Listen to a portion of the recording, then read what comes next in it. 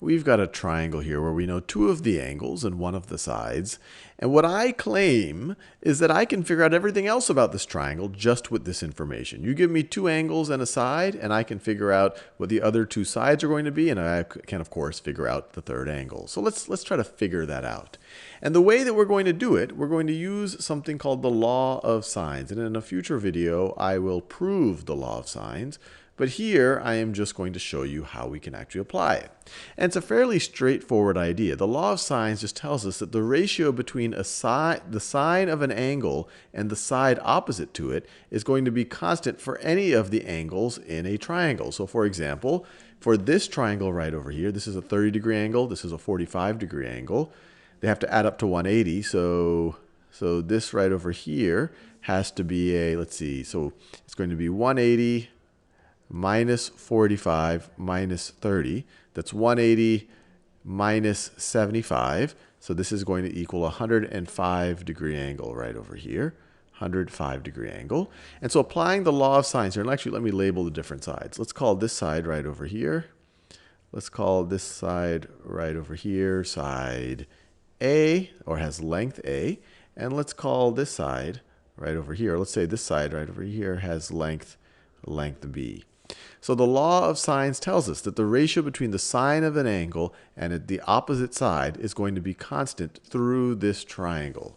So it tells us that sine of this angle, sine of 30 degrees, over the length of the side opposite is going to be equal to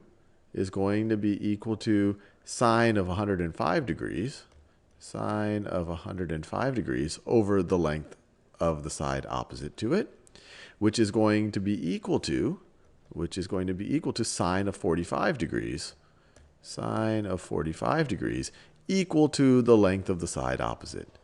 So sine of 45 degrees over B. And so if we wanted to figure out A, we could solve this equation right over here. And if we wanted to solve for B, we could just set this equal to that right over there. So let's solve each of these. So what is the sine of 30 degrees? Well, you just might remember it from your unit circles or from even 30, 60, 90 triangles, that's 1/2. And if you don't remember it, you can use a calculator to verify that. I already verified that this is in degree mode. So it's 0.5. So this is going to be equal to 1/2 over 2. So another way of thinking about it, that's going to be equal to 1/4. This piece is equal to 1/4, is equal to sine of 105 degrees over A. So let me write this. This is equal to sine of 105 degrees over A. And actually, we could also say, we could actually kind of do both at the same time, that this is equal to that. That 1/4 is equal to sine of 45 degrees over B. And actually, sine of 45 degrees is another one of those that it's easy to jump out of kind of your unit circle. You might remember it's square root of 2 over 2. So let's just write that. That's square root of 2 over 2. And you could use a calculator, but you'll get some decimal value right over there. But in either case, in either of these equations, let's solve for A and then let's solve for B. So one thing we could do is we could take the reciprocal of both sides of this equation. The reciprocal of 1/4 is 4.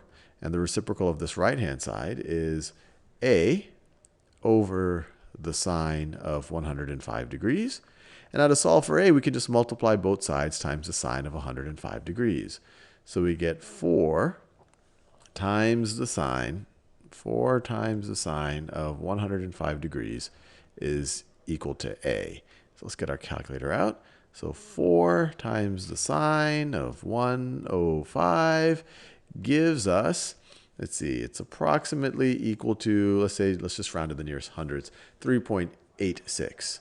So A is approximately equal to 3.86.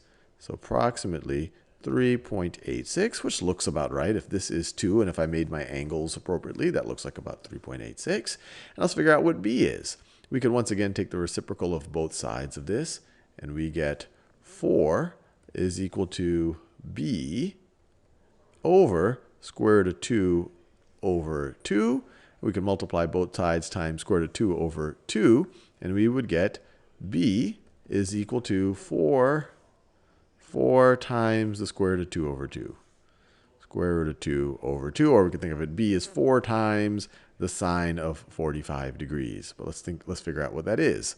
So if we want an actual numerical value, we could just write this as 2 square roots of 2. But let's actually figure out what that is. 2 square roots of 2 is equal to 2.83.